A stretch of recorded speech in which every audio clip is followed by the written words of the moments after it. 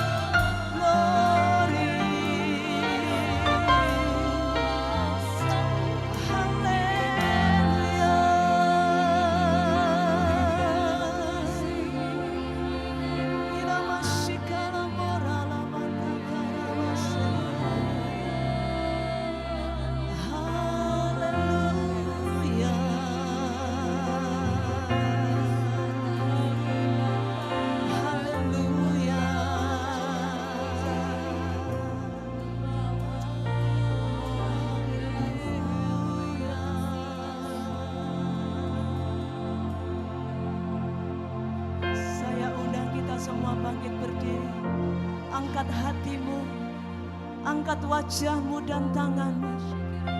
Dan bersama-sama kita katakan kepada Tuhan, ku angkat hatiku. Ku angkat hatiku. Ku pandang kekudusan-Mu.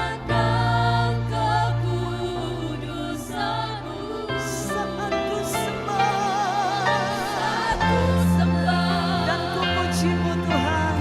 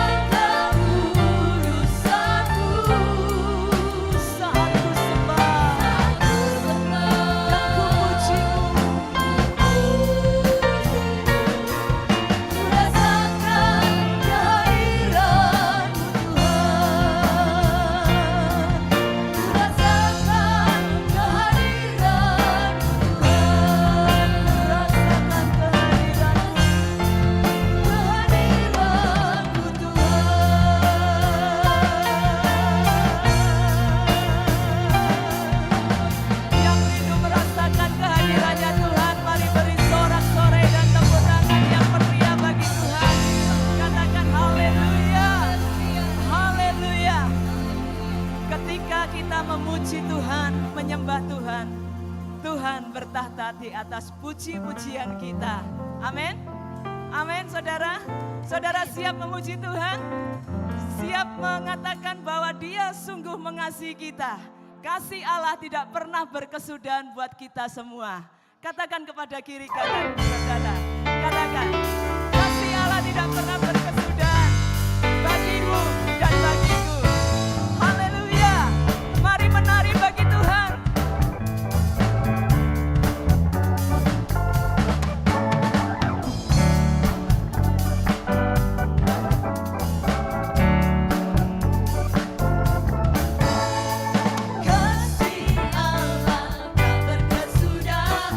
Selalu baru setiap hari.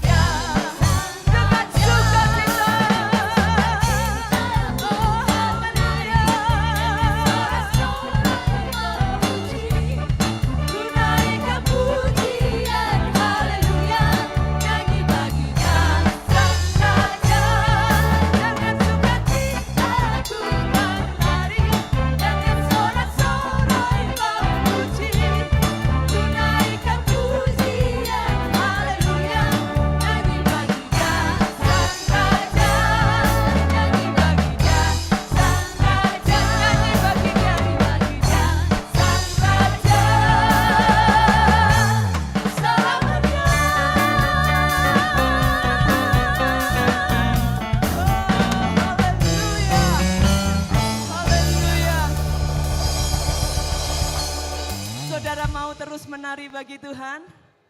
Saudara mau terus menari bagi Tuhan? Saudara mau terus memuji nama Tuhan?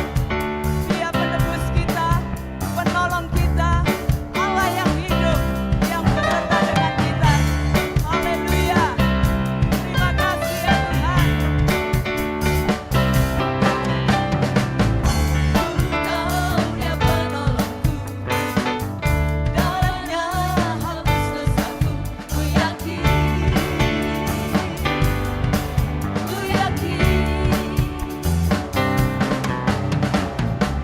yang akan terindah.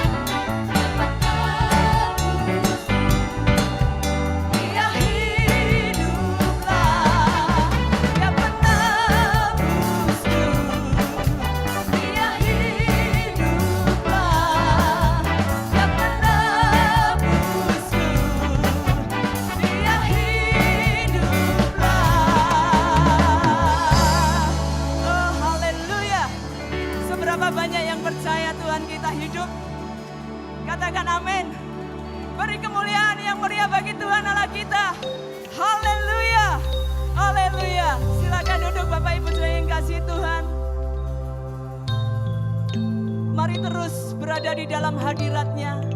Saya percaya Dia ada di tempat ini. Dia dekat dengan anak-anak-Nya. Mari lebih dalam menyembah Dia. Haleluya, haleluya. Sungguh besar setiamu,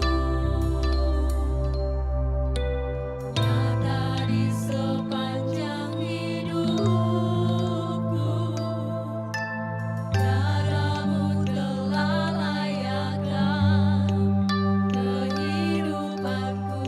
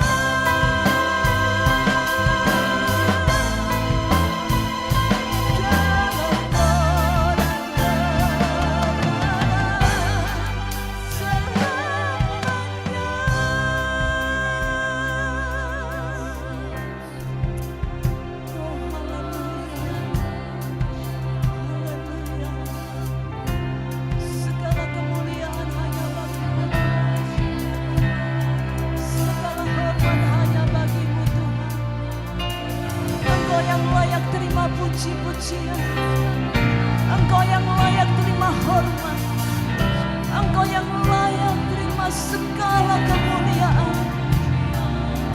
Bagimu Yesus, segala kemuliaan, hormat dan pujian kami naikkan. Haleluya.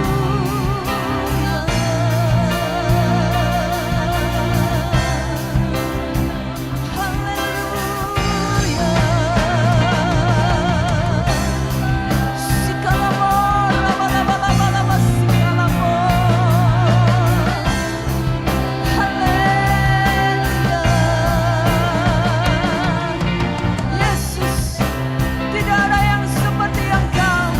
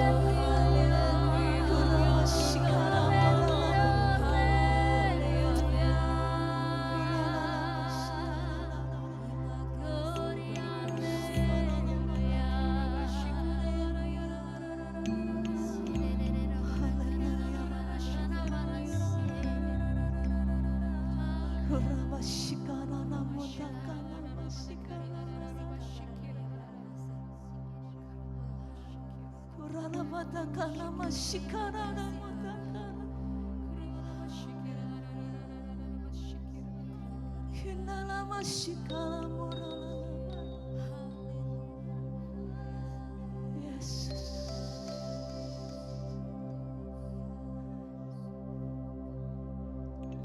Yesus. Terima kasih. Terima kasih Tuhan untuk saat yang indah. Biarlah apa yang kami berkatakan di hadapan-Mu sungguh memuliakan nama-Mu. Allahku, Tuhanku, betapa hebat Engkau di dalam hidup kami. Kami memuji kebesaran-Mu. Kami memuji keagungan-Mu. Terima kasih Tuhan untuk kehadiran-Mu pada hari ini. Terima kasih untuk lawatan-Mu dalam setiap hidup kami. Kami mau terus buka hati kami untuk Engkau kerjakan, supaya makin hari kami makin berkenan di hadapan Tuhan. Makin hari kami makin melakukan apa yang Tuhan mau. Urapi kami ya Tuhan. Biarlah suasana surga melingkupi tempat ini. Urapi hamba-Mu yang Tuhan percaya akan menyatakan isi hati-Mu. Dalam nama Tuhan Yesus, biarlah hati yang lembut, telinga yang siap mendengar, Engkau karuniakan kepada kami. Dalam nama Tuhan Yesus, dalam nama Tuhan Yesus, kami siap menyambut firman-Mu. Berbicaralah ya Tuhan. Haleluya. Amin.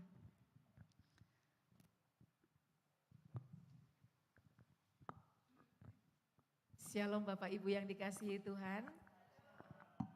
Saudara bangga punya Tuhan Yesus. Sungguhan. Sungguh bangga punya Tuhan Yesus. Tuhan Yesus itu siapa sih? Hah? Iya, Yesus itu Tuhan. Makanya dibilangi Tuhan Yesus. Tahukah Anda, tahukah saudara bahwa Tuhan Yesus itu sangat mengasihimu?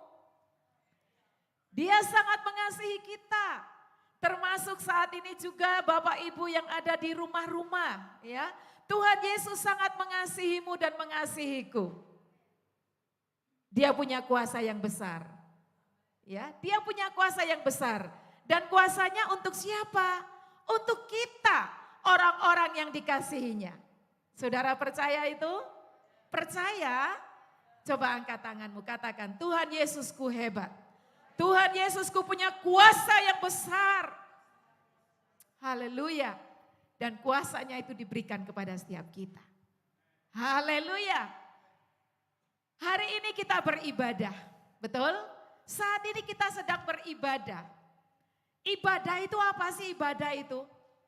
Ibadah itu kita sedang memberikan atau mempersembahkan sesuatu yang terbaik buat Tuhan. Jadi fokus kita pada saat berkumpul seperti ini, itu adalah Tuhan Yesus sebagai Raja Gereja. Dan kalau kita berada di gereja, kita beribadah, pastikan engkau ketemu dengan Dia secara pribadi. Tanpa ketemu dengan Dia, engkau tidak akan ngalamin apa-apa. Ya. Pastikan. Oleh karena itu di dalam kita akan beribadah, maka kita perlu yang namanya persiapkan diri. Ya. Jangan sembrono, jangan asal-asalan, jangan suka-suka, jangan hanya setor muka. Itu bukan ibadah. Ibadah artinya saya mempersiapkan diri dengan baik, dengan sungguh-sungguh. Ada sebuah kerinduan di dalam diri saya untuk ketemu dengan Tuhan Yesus di gereja. Kalau kita ibadahnya biasa-biasa atau ibadahnya suka-suka atau ibadahnya asal-asalan, maka hal itu tidak menyukakan hatinya Tuhan. Ya. Dan bahkan Alkitab berkata bahwa walaupun tubuhmu ada di sini, ya, tapi kalau engkau tidak sungguh-sungguh, itu percuma. Ya. Roma 12 ayat 1 kita akan bacakan ini pertama ya. Saya tergerak untuk membacakan hal ini. Roma 12 ayat 1.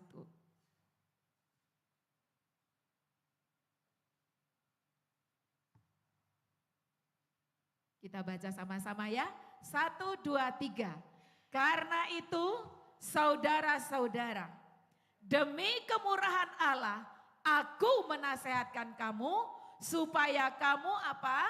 Mempersembahkan tubuhmu sebagai persembahan yang hidup, yang kudus, dan yang berkenan kepada Allah. Baca sama-sama dengan suara keras. Itu adalah ibadahmu yang sejati. Jadi ibadah yang sejati itu ibadah yang mempersembahkan tubuh. Saya tahu Bapak Ibu ada di sini, ada di rumah-rumah beribadah dengan tubuh. Tapi tubuh yang bagaimana? Tubuh yang sudah dipersiapkan, baik secara fisik maupun secara rohani. Secara fisik jangan lupa mandi, jangan lupa sikat gigi. Ya, saya katakan jangan lupa cerot-cerot supaya tetanggamu nyaman dan aman. Tapi terlebih dari itu, engkau harus mempersiapkan secara rohani. Adakan kerinduan yang sungguh. Minta pengampunan Tuhan dari rumah. Tuhan, aku mau ketemu Engkau. Adakan kerinduan itu, kerinduan yang sungguh-sungguh. Kalau ada kerinduan itu, saya percaya saudara akan pulang dari tempat ini dengan penuh sukacita. Karena engkau mengalami lawatan Tuhan di dalam kehidupanmu secara pribadi. Kalau ibadah itu sudah tidak ada, artinya ibadah yang sejati enggak ada, apa akibatnya? Hari ini kita lihat di dalam kitab Yoel. Kita akan baca kitab Yoel. Yoel yang pertama, ayatnya yang keempat. Yoel pasal 1, ya kita akan hari ini berada di kitab Yoel 1 dan 2 ya. Kitab Yoel itu cuma 3 pasal, pasal 1, pasal 2 dan pasal 3. Tapi hari ini saya rindu membagikan firman ini dari pasal 1 dan pasal 2. Nanti di rumah Bapak Ibu boleh baca seluruh pasal di dalam kitab Yoel. Cuman dikit kok, enggak sampai sehari perjalanan ya. Oke, jadi saya harap Bapak Ibu suka akan firman Tuhan. Baiklah, Yoel pasal 1 ayat 4 kita baca sama-sama. 1, 2, 3. Apa yang ditinggalkan belalang pengerip telah dimakan belalang pindahan. Apa yang ditinggalkan belalang pindahan telah dimakan belalang pelompat. Dan apa yang ditinggalkan belalang pelompat telah dimakan belalang pelahap. Terus kita lanjut dulu di dalam 16 sampai 18. 16 sampai 18. 1, 2, 3. Bukankah di depan mata kita sudah lenyap makanan, sukaria dan sorak-sorai dari rumah Allah kita? Biji-bijian menjadi kering di dalam tanah, lumbung-lumbung sudah licin tandas, rengkiang-rengkiang sudah runtuh sebab gandum sudah habis. Rengkiang itu apa? Lumbung padi. Ya. Betapa mengeluhnya hewan dan gempar kawanan-kawanan lembu. Sebab tidak ada lagi padang rumput baginya, juga kawanan kambing domba terkejut. Bapak Ibu yang dikasihi Tuhan, ini adalah sebuah situasi atau keadaan yang sungguh mengerikan, yang sungguh tidak enak, bahkan keadaannya habis-habisan. Ya, bayangkan di dalam ayat 4 itu tadi, kalau ada tanaman yang tumbuh dimakan oleh belalang apa tadi pertamanya? Belalang pengerip. Setelah itu ada yang tersisa, lanjut lagi dengan belalang yang lain, belalang pindahan. Masih ada yang tersisa, lanjut lagi dengan belalang pelompat. Terus masih ada yang tersisa, lanjut lagi dengan belalang pelahap. Lengkap. Ya, pelahap ini yang terakhir sudah. Habis-habisan. Ya, habis-habisan. Jadi ini suatu keadaan, situasi yang sangat tidak enak. Ya, yang sangat tidak enak. Kita pandemi kira-kira hampir 3 tahun ya. Itu itu saja sudah membuat kita itu rasanya gimana gitu ya. Sudah sangat susah.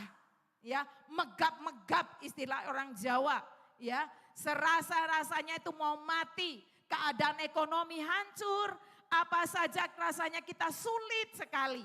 Ya, tapi coba kita memperhatikan apa yang dikatakan oleh firman Tuhan. Situasi ini terjadi, hancur-hancuran, habis-habisan, makanan gak ada.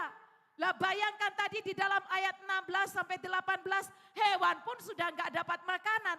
Jadi bahaya kelaparannya sangat-sangat luar biasa. Ya, ini adalah sebuah situasi. Nah sekarang pertanyaannya, kenapa situasi ini terjadi? Nah kalau kita baca di judul perikop dari Yoel 1 ayat 2 dan seterusnya, di situ dikatakan tulah belalang sebagai hukuman Tuhan. Ya, tulah belalang sebagai hukuman Tuhan. Jadi tulah ini terjadi karena dihukum. Hukuman terjadi karena apa? Ada sebuah kesalahan. Ya, tidak mungkin orang yang benar-benar baik-baik saja dihukum. Ya ndaklah, kan gitu. Ini tulah belalang terjadi karena hukuman Tuhan. Tuhan menghukum. Kenapa? Karena ada kesalahan, karena ada pelanggaran, karena ada yang tidak cocok di hatinya Tuhan. Bangsa Israel adalah bangsa yang disayang oleh Tuhan. Bangsa yang dikasihi oleh Tuhan. Dan pada suatu saat mereka diizinkan oleh Tuhan untuk berada di tanah Mesir. Beberapa saat mereka enak, tetapi beberapa saat juga mereka mengalami hal yang tidak enak. Ya. Dan pada saat itu Tuhan menghendaki Israel dibebaskan dari Mesir. Mereka harus keluar dari sana. Diutuslah oleh Tuhan yang namanya Musa ke tanah Mesir untuk membebaskan Israel dari penjajahan, dari keadaan yang sangat menderita. Ya, sebab mereka harus kerja rodi dan seterusnya. Dan mereka berteriak kepada Tuhan, Tuhan mengirimkan Musa ke sana. Dan pada saat Musa berada di tanah Mesir, Musa menyuruh Tuhan kepada Firaun dengan berkata, biarkanlah umatku pergi supaya mereka dapat beribadah kepadaku. Tapi Firaun mengeraskan hatinya. Firaun tidak mengizinkan itu. Eman-eman kalau orang Israel dibebaskan. Ya, siapa nanti yang bangun, siapa yang akan disuruh kerja. Kan lumayan, ya. Ini ada bangsa, ada orang-orang Israel yang sudah jumlahnya banyak dan dia diperkerjakan. Ada rencana Tuhan bagi Israel. Israel harus dibebaskan dengan tujuan supaya Israel bisa beribadah kepada Tuhan. Tapi Firaun mengeraskan hatinya. Diberikanlah tulah pertama, tidak mempan. Apa ya tulah pertama? Oh, murid sekolah minggu, apa tulah pertama? Air menjadi darah. Seluruh tanah Mesir air-air yang ada di sana semuanya darah. Kira-kira bisa enggak diminum? Bisa enggak dibuat mandi? Bisa enggak dipakai? Ya enggak bisa. Itu pun Firaun enggak mau tobat, enggak mengizinkan Israel pergi. Datang lagi tulah kedua, tulah ketiga, tulah keempat, kelima, keenam, ketujuh, kedelapan. Nah ini tulah belalang ini salah satunya, tulah kedelapan ya. Enggak mempan juga, sampai 10 tulah baru mempan. Ya. Saya mau katakan apa di sini? Tuhan melepaskan engkau dan aku dari genggaman dosa, dari lumpur dosa, diangkat dari situ untuk apa? Tujuannya Tuhan cuma satu, supaya engkau beribadah kepada Tuhan. Ibadah. Ibadah kepada Tuhan. Ya. Kalau ada di antara saudara yang juga seringkali menghalangi orang datang beribadah, tobat toh. Jangan sampai sesuatu terjadi, ini tidak mengancam. Tapi itulah yang terjadi dengan Mesir.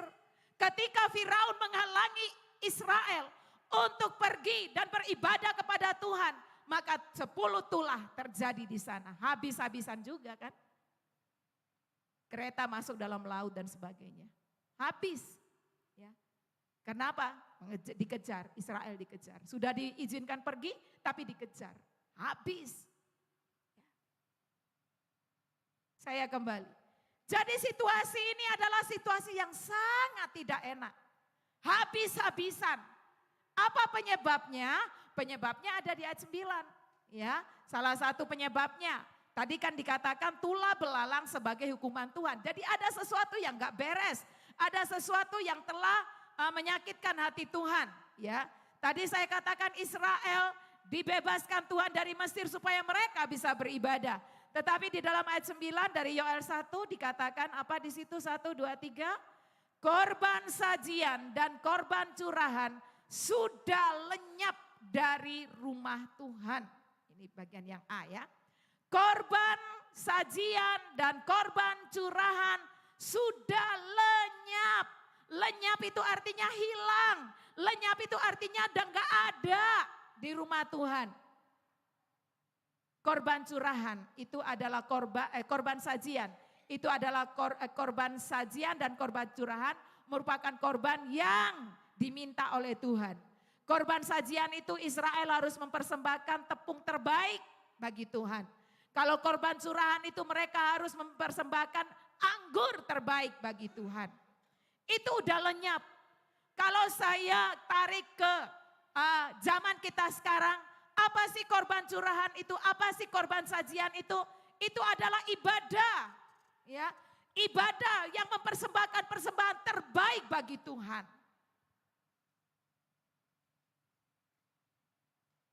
Kalau ibadahmu betul, kalau ibadahmu benar, kalau ibadahmu sesuai dengan apa yang Tuhan mau, tidak mungkin engkau habis-habisan.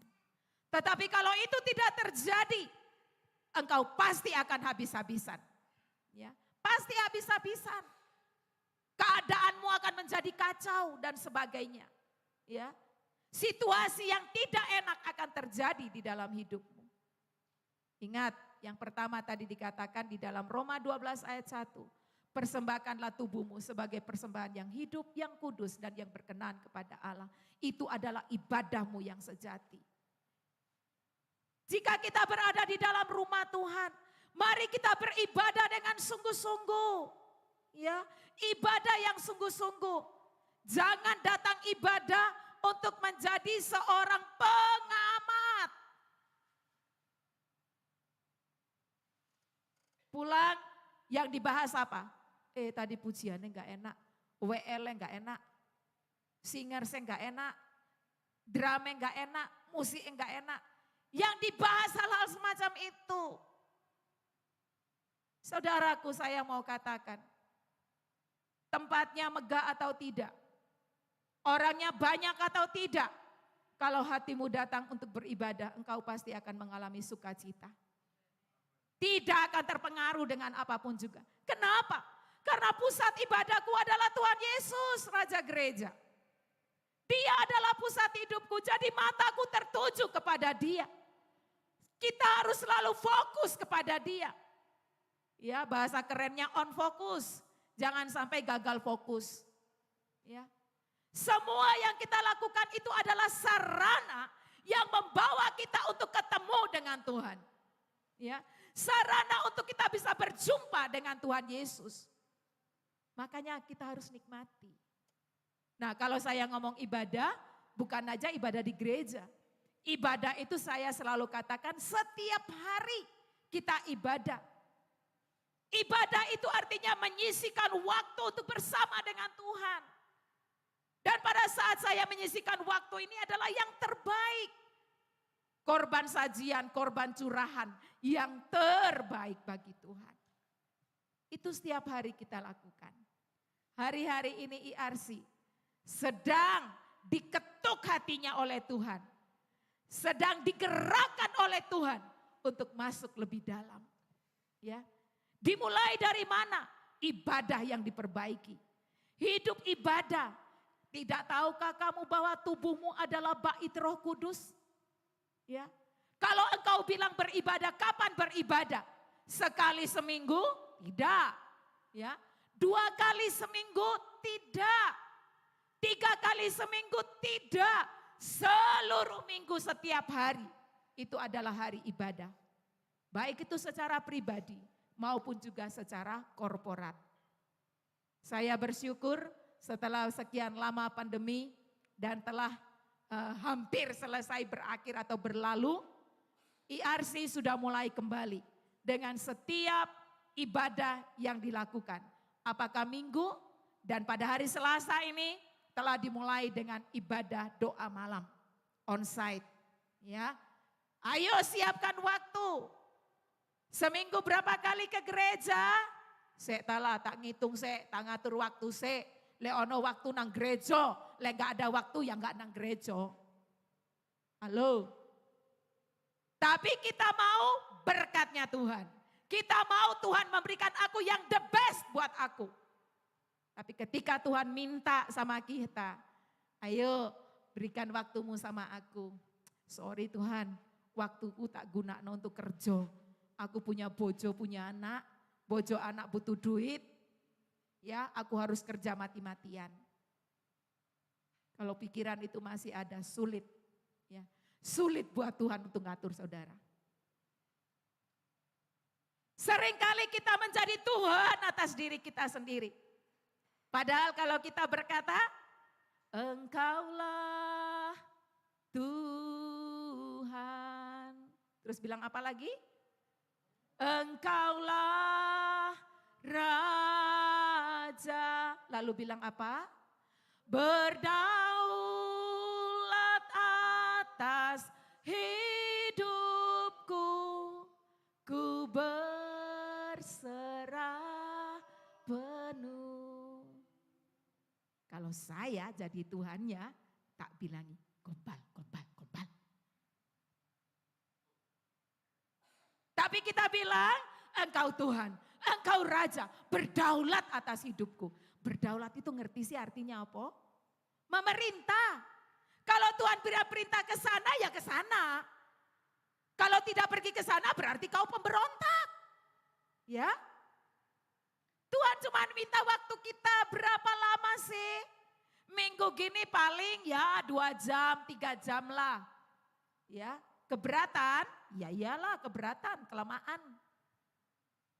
Tuhan minta hari Selasa datang doa malam. Ya, itu perlu buat kamu. Tapi kita bilang, alah doa malam ngono-ngono tok. Ngapain? Gak penting. Ayo Bible study. Bible study-nya enggak onsite, ya. Bible study-nya pakai grup WA, diskusi. Itu pun enggak ada waktu. Ya. Pemuda-pemuda di mana? Hilang. Hari Sabtu malam mingguan sampai pacar. Salah enggak? Ya enggak salah, tapi utamakan Tuhan dalam hidupmu. Supaya kamu dapat yang tepat. Pro-M lagi, ya Pro-M juga sibuk. Ya, Pro-M soalnya ada yang baru nikah, ada yang sudah punya anak 2, 3. Jangan lupa loh ya, anak bukan penghalang kamu untuk beribadah kepada Tuhan. Kalau anak jadi penghalang hati-hati kowe. Gak ngancam lagi loh ya, gak ngancam aku. Ya. Jangan. Lihat itu, saya punya murid kecil namanya Epin. Ya. Epin itu mulai kecil dia ada di rumah Tuhan.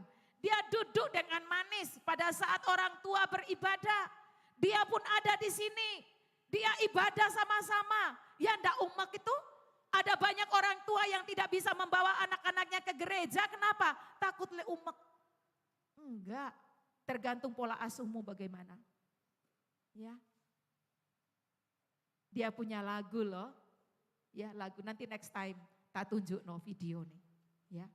Betapa anak ini dia beribadah kepada Tuhan dengan caranya. Kita sebagai orang dewasa terlalu banyak alasan sehingga kita tidak mau menyediakan waktu kita untuk Tuhan. Ingat loh, Tuhan bilang ibadah yang sejati itu adalah persembahkan tubuhmu. Ya, tubuhmu. Ada lagi orang, aku nggak bisa nang gereja titip persembahan yo.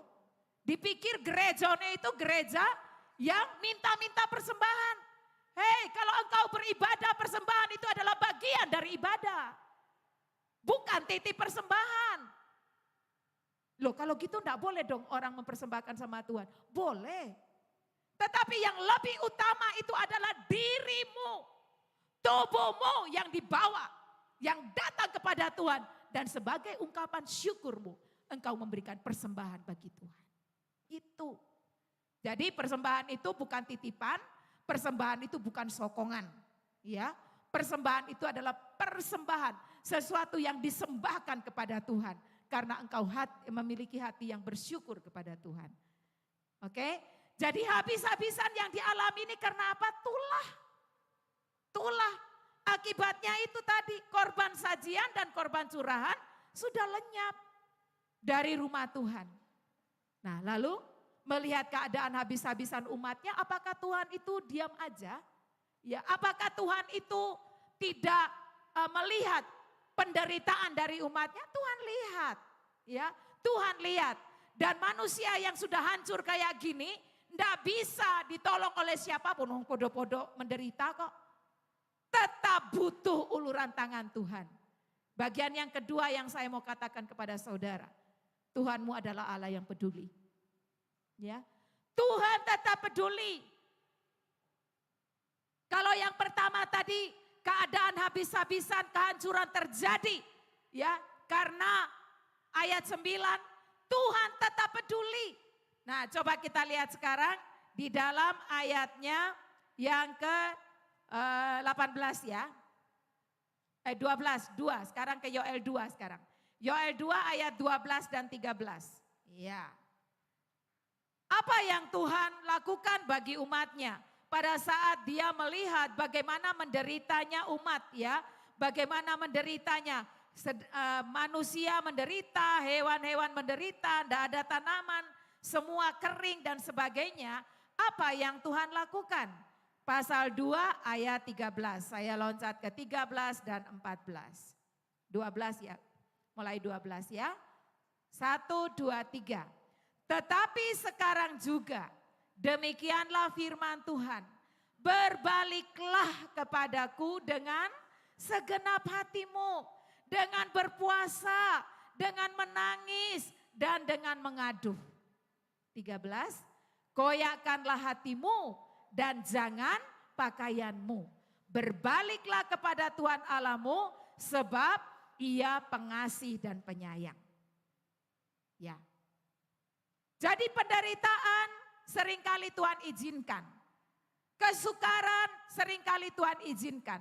Habis-habisan seringkali Tuhan izinkan. Dengan tujuan supaya apa? Engkau dekat sama Tuhan. Berbalik kepada Tuhan. Bagian yang kedua ini Tuhan minta pertobatan. Ya, seruan pertobatan.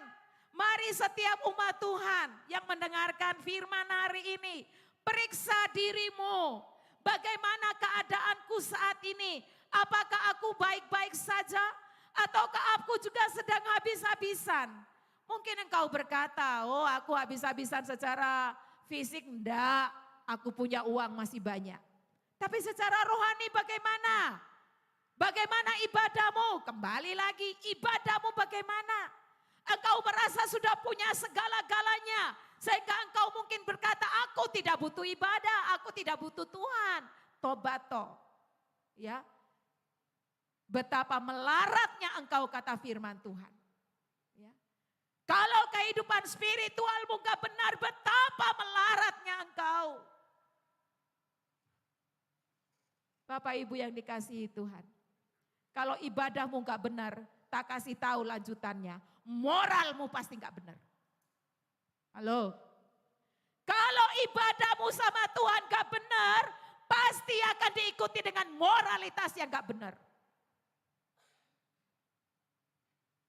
Orang yang beribadah itu adalah orang yang dekat sama Tuhan. Dan kalau engkau dekat dengan Tuhan, makin lama makin sayang sama Tuhan. Dan pasti moralitasmu baik. Itu adalah side effect-nya. Ya, pasti.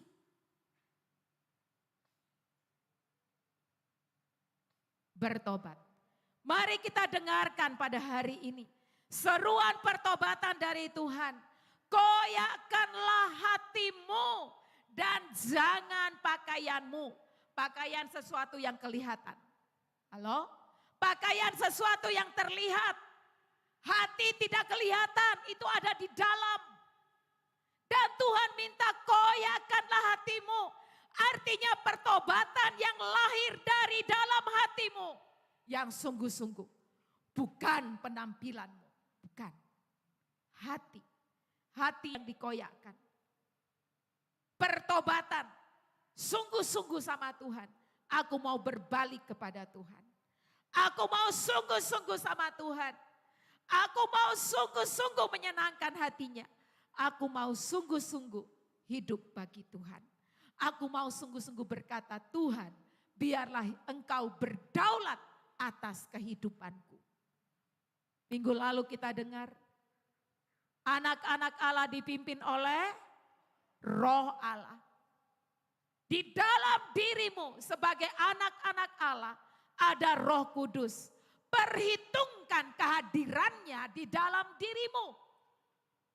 Roh Kudus ditaruh Tuhan di dalam tubuh ini. Supaya tubuh ini bisa dipersembahkan kepada Tuhan. Sebagai persembahan yang hidup, yang kudus dan yang berkenan. Roh Kudus ditaruh di sini sama Tuhan. Ya, Roh Kudus tidak saja di sekeliling kita, tapi ada di dalam kita. Dengarkan dia. Kalau pada hari ini diperdengarkan berita pertobatan, ayo kita sama-sama tobat. Pertobatan dimulai dari pemimpin-pemimpin gereja, pelayan-pelayan Tuhan. Ya, kalau saudara baca nanti kitab Yoel, saudara akan melihat bagaimana Yoel ya menyuruh atau memberitahukan kepada para imam, kepada pelayan-pelayan untuk benar-benar berbalik kepada Tuhan. Jangan gereja hanya dilakukan asal-asalan. Para pemimpin harus bertobat. Gereja bukan untuk bisnis. Excellent service supaya banyak jemaat datang memberikan persembahan. Excellent service dibuat itu hanya di depan saja.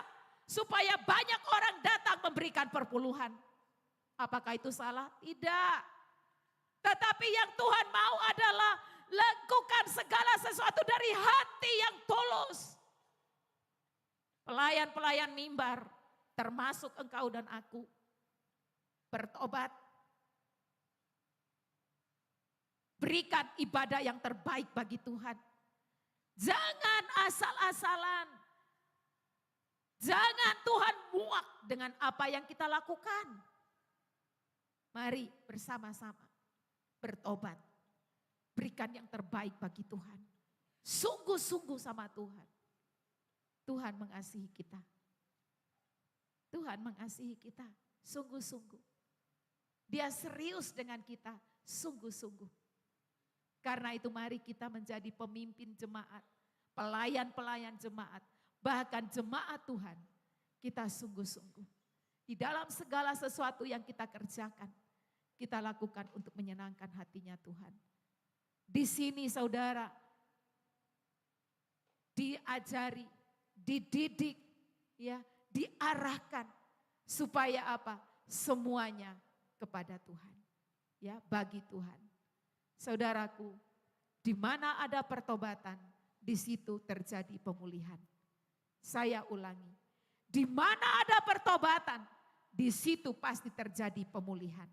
Karena Tuhan kita adalah Tuhan yang Dia setia di dalam janjinya. Apa janji Tuhan? Di dalam ayat 25 sampai 27. Kita lihat. Saya melihat di sini kasihnya Tuhan itu ya lebih besar daripada murkanya. Ya. Kasihnya Tuhan itu luar biasa. Sangat besar melebihi murkanya. Haleluya. Janjinya apa di dalam ayat 25 dari pasal 2 sampai 27. Ya. Aku akan memulihkan kepadamu tahun-tahun yang hasilnya dimakan habis oleh belalang pindahan, belalang pelompat, belalang pelahap, dan belalang pengerip. Tentaraku yang besar yang kukirim ke antara kamu. Maka kamu akan makan banyak-banyak dan menjadi kenyang. Dan kamu akan memuji-muji nama Tuhan Allahmu yang telah memperlakukan kamu dengan ajaib. Dan umatku tidak akan menjadi malu lagi untuk selama-lamanya. Kamu akan mengetahui bahwa aku ini ada di antara orang Israel. Dan bahwa aku ini Tuhan adalah Allahmu dan tidak ada yang lain. Dan umatku tidak akan menjadi malu lagi untuk selama-lamanya. Ada perkataan malu di situ. Ya. Kenapa kira-kira? Katanya punya Tuhan, lah kok habis-habisan. Katanya punya Tuhan, lah kok kelaparan. Ya kan? Menjadi cemooh banyak orang. Ya, Tuhannya yang disalahno. Ya. Padahal akibat daripada kesalahan kita. Tapi janji Tuhan ini akan terjadi bagi setiap saudara dan saya. Siapapun yang ambil keputusan dalam hidupnya untuk bertobat. Memperbaiki hidup ibadah. Ya, memperbaiki hidup ibadah. Maka hal ini akan terjadi dalam hidupmu. Sekalipun tadinya habis. Tapi saat ini aku bertobat dan aku percaya janji firman Tuhan terjadi di dalam hidupku. Ya, pemulihan pasti terjadi. Ya pasti saya katakan. Karena Tuhan tidak pernah salah di dalam berjanji. Dan Tuhan tidak pernah tidak menepati janjinya. Coba kita lihat sebentar ya, saya teringat Keluaran 23 ayat 25. Keluaran 23 ayat 25. Biarlah kita semua sebagai jemaat Tuhan sungguh-sungguh melakukan hal yang menyenangkan hatinya Tuhan. Ibadah. Yuk sama-sama baca dengan suara keras. 1, 2, 3. Tetapi kamu harus beribadah kepada Tuhan Allahmu, maka Ia akan memberkati roti makananmu dan air minumanmu. Dan aku akan menjauhkan penyakit dari tengah-tengahmu. Indah enggak janji ini? Indah enggak? Indah. Ya, mau enggak dialami? Halo, mau enggak dialami? Mau, saya juga mau. Apa rahasianya? Ibadah. Ayo sama-sama dekat sama Tuhan. Ibadah. Kalau ada ibadah yang sudah mulai rusak, ayo diperbaiki. Tobat hari ini. Dan janji firman Tuhan akan digenapi. Di dalam kitab Yoel tadi dikatakan apa? Engkau akan makan sampai kenyang. Artinya apa? Tidak akan kekurangan. Ya, engkau akan makan sampai kenyang. Tuhan akan pulihkan kepadamu tahun-tahun yang hasilnya dimakan habis oleh belalang.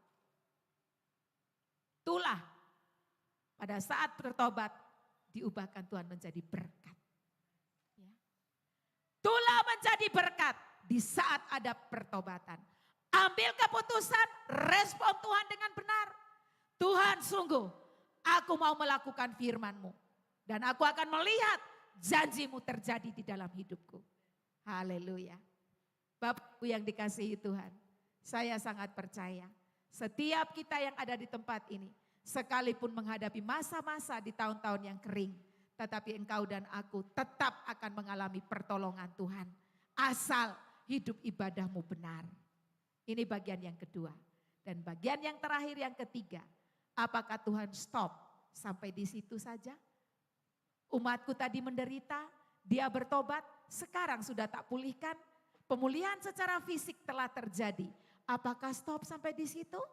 Ternyata rencana Tuhan bukan memulihkan, hanya memulihkan engkau secara fisik. Ada yang lebih dari itu. Ya, tujuan akhirnya kemana ini Tuhan? Kita baca sekarang ayat 28 dan 29 dari Yoel pasal 2. Haleluya.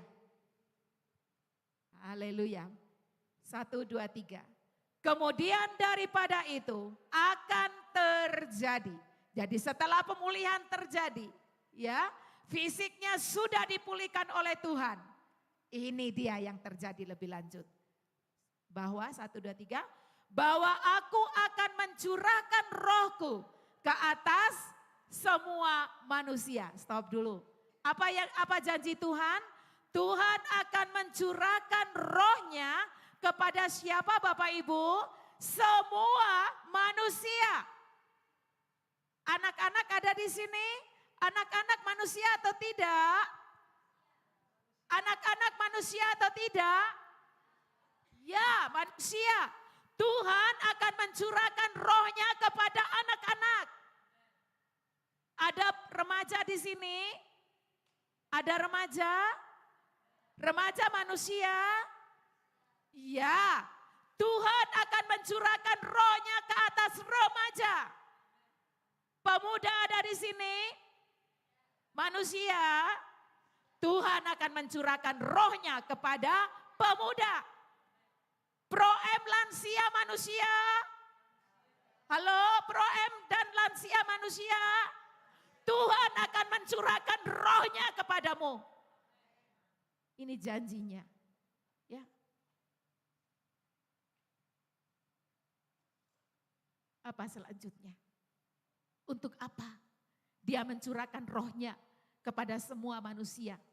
Kita baca lanjutannya. Maka anak-anakmu laki-laki dan perempuan akan bernubuat. Orang-orangmu yang tua akan mendapat mimpi. Lansia jangan kecil hati. Ya, lansia selalu bilang, aku sudah gak bisa buat apa-apa. Halo, Tuhan mencurahkan rohnya atasmu. Dan kepadamu diberikan Tuhan karunia mimpi. Haleluya. Teruna-terunamu akan mendapat penglihatan-penglihatan. Ini mulai kelompok pemuda Pro-M, ya. Kamu akan mendapatkan penglihatan-penglihatan. Juga ke atas hamba-hambamu laki-laki dan perempuan akan kucurahkan rohku pada hari-hari itu. Jadi semua mendapatkan pencurahan Roh Kudus. Yang jadi hamba-hamba atau pembantu-pembantu atau pelayan-pelayan. Jangan kecil hati, selama engkau manusia, kepadamu Tuhan berjanji akan mencurahkan rohnya kepadamu. Dan hal ini telah digenapi.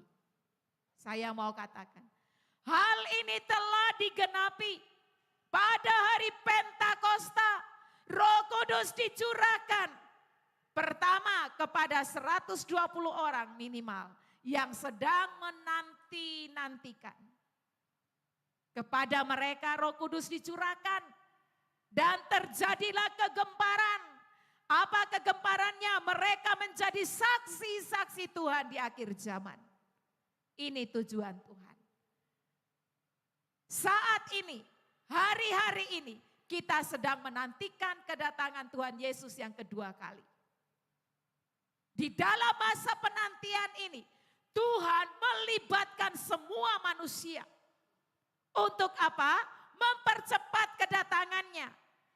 Bagaimana? Mereka yang dipenuhi dengan Roh Kudus, mereka akan dibuat Tuhan menjadi saksi-saksi Tuhan yang luar biasa.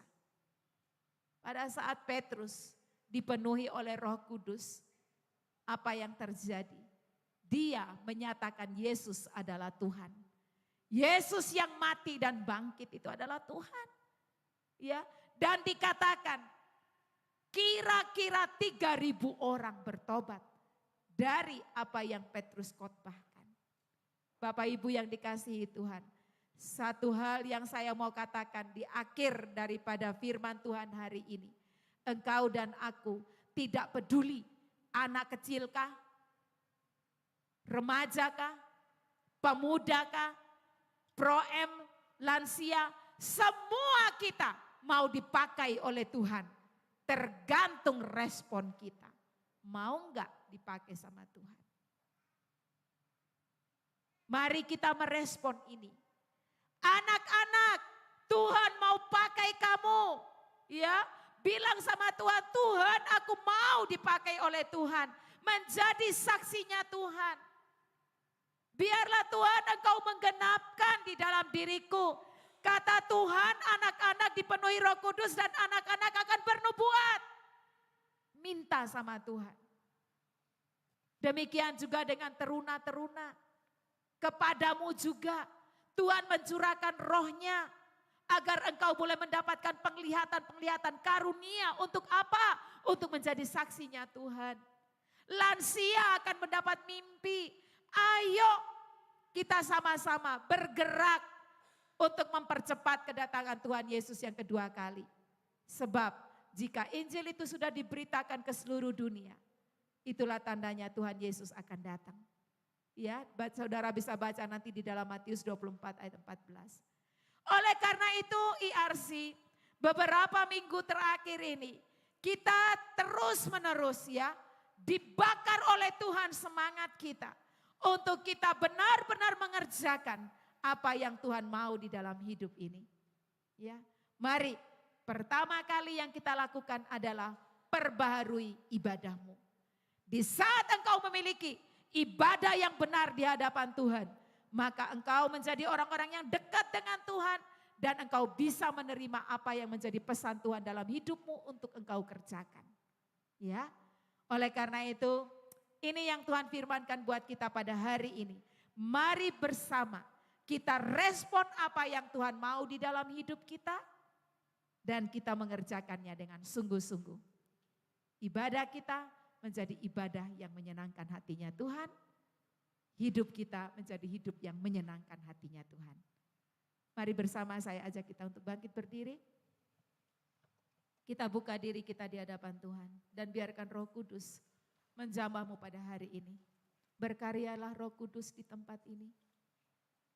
Berkaryalah dengan kuasa-Mu. Siapapun saudara yang sudah mendengarkan firman Tuhan hari ini, mari bersama-sama kita katakan berkaryalah. Berkaryalah Roh Kudus di sini. Mari dengan sungguh-sungguh. Berkaryalah dengan kuasa-Mu. Berkaryalah Roh Kudus di sini. Berkaryalah dengan kuasa-Mu. Jamalah kami, jamalah kami, jamalah setiap hati, ubahlah kami jadi baru, ubahlah kami Bapa, bentuklah kami Bapa, jadikan kami sesuai dengan firman-Mu. Ubahlah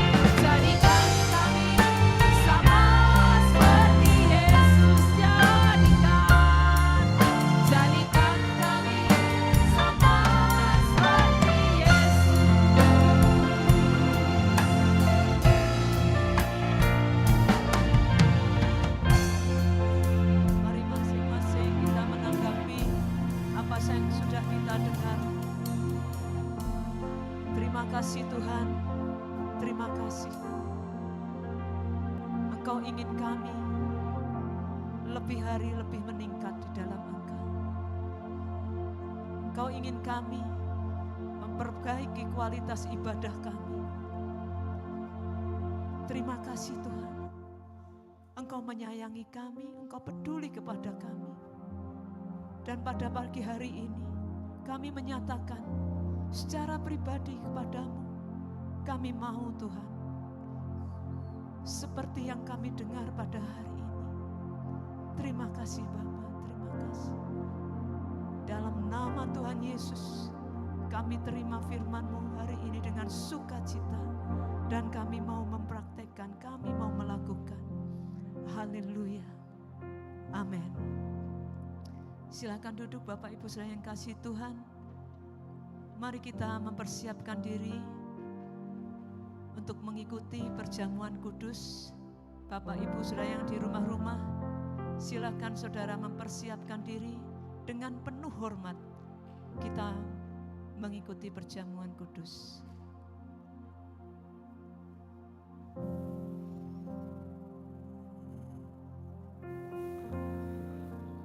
Haleluya, puji Tuhan. Kita bersyukur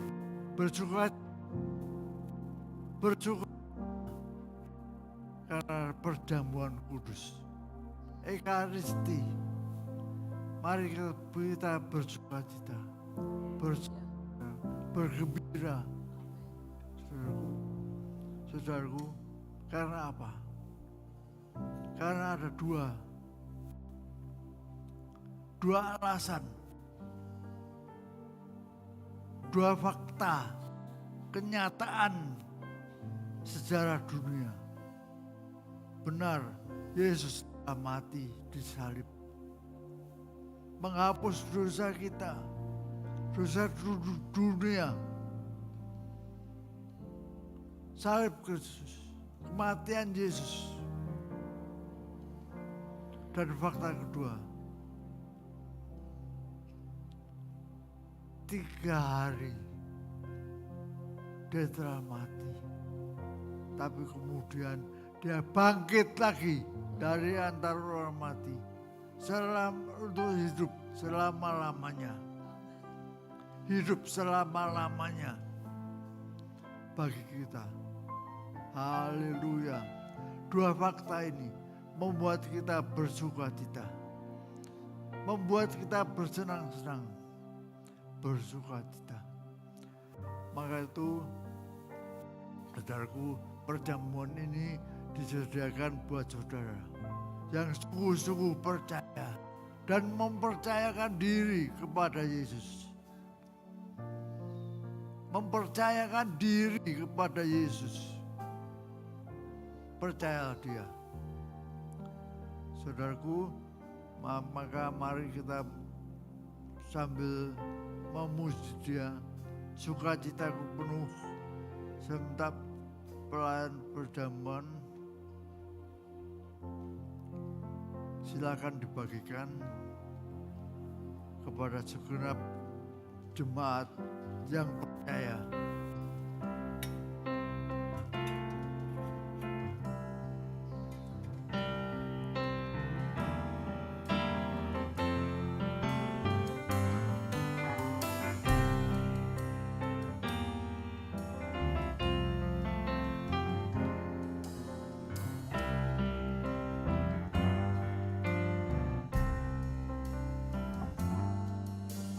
Sukacita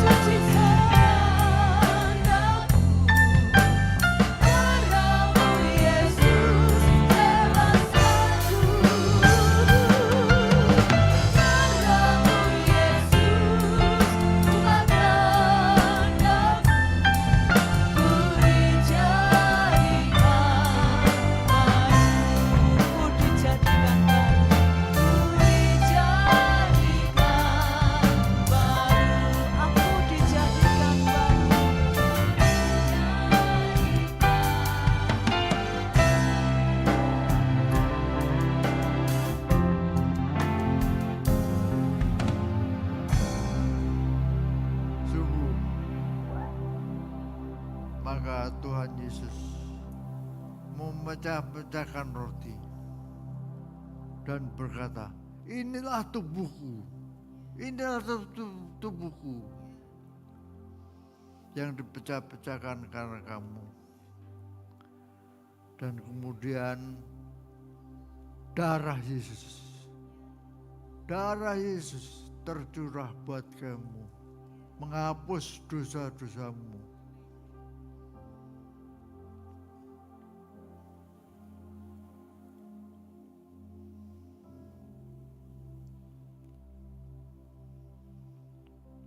Nah, saudaraku, angkat tinggi rotimu, sembah Dia, muliakan Dia. Tubuhnya dipecah-pecahkan untuk kita, menggantikan kita. Haleluya, haleluya, haleluya, haleluya. Terima kasih Tuhan Yesus, terima kasih, terima kasih Tuhan Yesus. Haleluya. Saudaraku, makanlah, makanlah.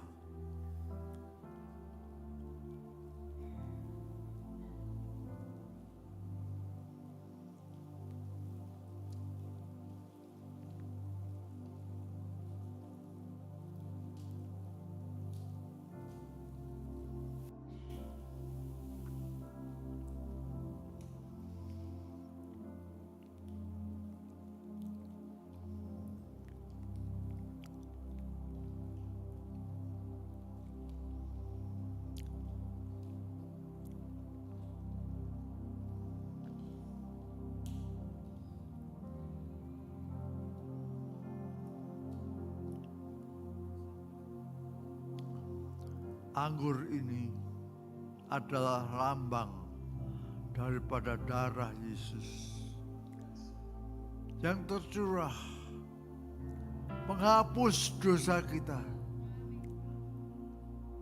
Tuhan Yesus menguduskan kita, menyucikan kita. Haleluya, sembahlah Dia, muliakan Dia. Tuhan Yesus, terima kasih. Haleluya, haleluya, haleluya.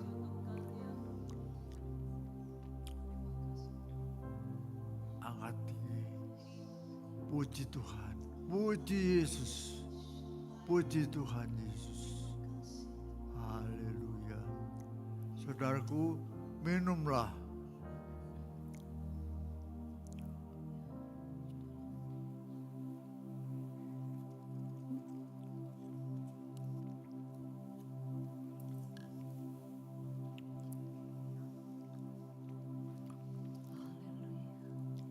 Karya terbesar dalam hidupku,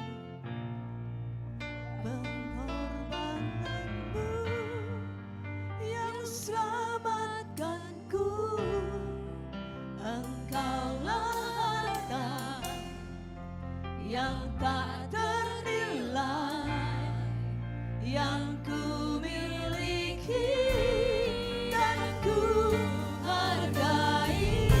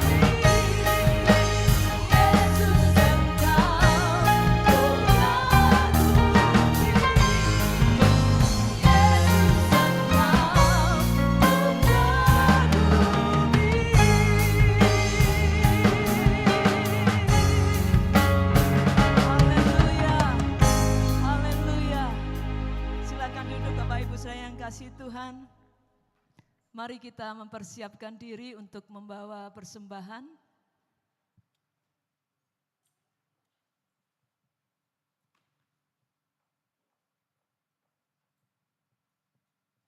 Terlebih dahulu kita akan berdoa supaya sungguh apa yang kita persembahkan kepada Tuhan berkenan di hadapannya. Bapa, kami mengucap syukur untuk segala berkat, perlindungan, pertolongan-Mu dalam setiap kami. Dan kini kami rindu membawa persembahan kami kepadamu, apa yang sudah kami persiapkan. Kiranya Tuhan menerimanya dengan sukacita, dan kami membawanya kepadamu dengan sukacita. Dalam nama Tuhan Yesus kami berdoa. Haleluya, amin.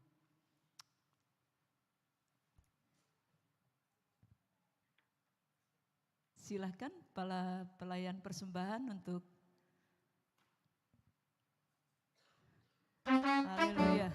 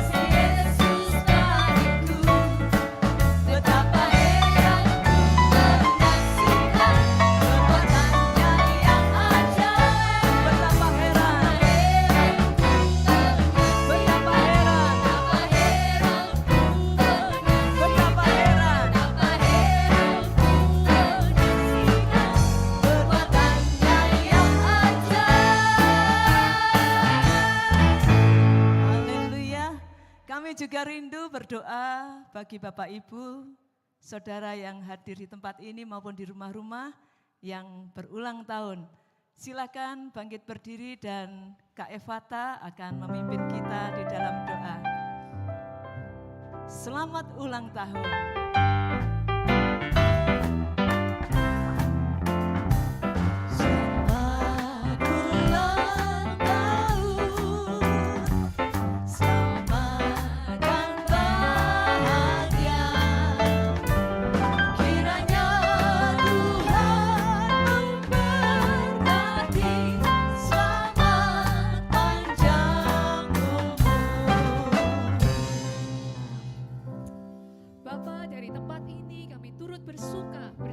Saudara-saudari kami yang merayakan ulang tahun maupun ulang tahun pernikahan. Biarlah Tuhan sendiri yang memberkati satu persatu.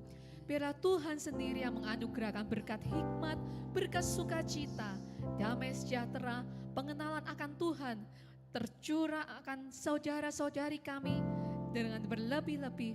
Tuhan, kami juga berdoa Tuhan agar saudara-saudari kami semakin hari semakin melekat kepada Tuhan.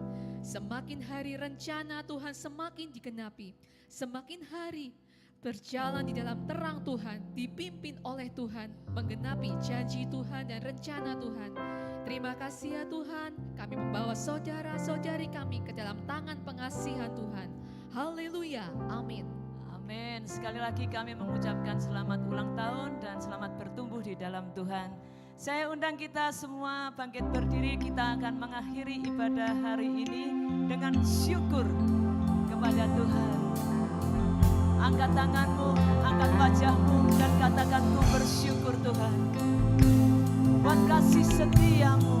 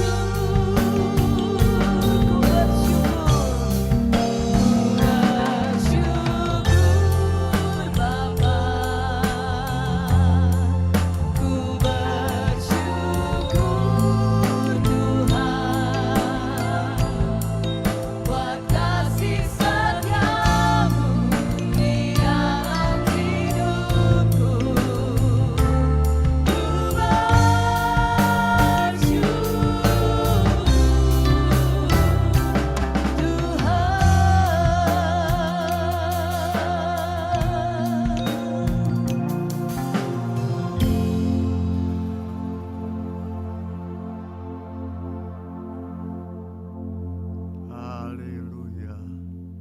Saudaraku, terima berkat Tuhan.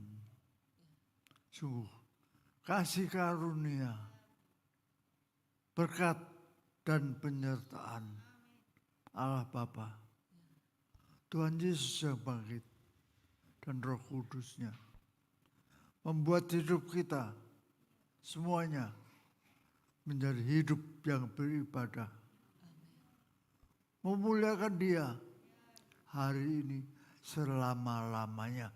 Amin, amin.